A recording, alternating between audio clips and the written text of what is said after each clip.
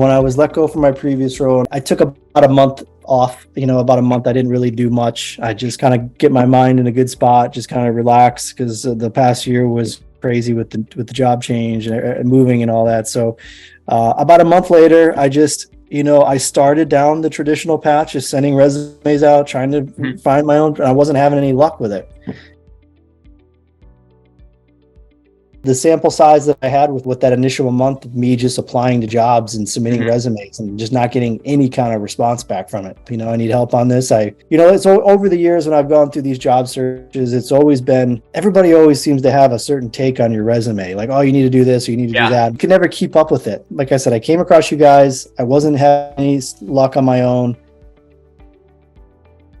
I liked the rebranding of my resume and LinkedIn. I liked the early stages of going through the exercises with Kristina on the mindfulness and just kind of really honing in on. There was a couple of interviews with the job I have now, like right before I went into it, where I was like, oh, I got some questions. I need some guidance or feedback.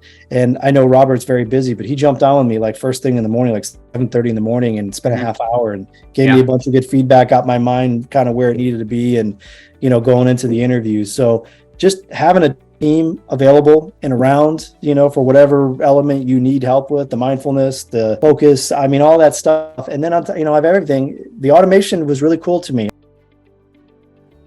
I'm excited about it because it's a position I created. It wasn't a position that was posted. I originally got introduced to them from a former customer that I worked with. I started the discussion with them. They were looking for a salesperson in Detroit. I said, I'm not willing to relocate to Detroit. And so I thought, well, I'm sure they want somebody to call into and go after Chattanooga. And then I started researching, and I found out that the Southeast is actually a hotbed for automotive, that all of these major car companies are investing heavily in. They already have manufacturing plants down here, or they're growing and putting more emphasis down here.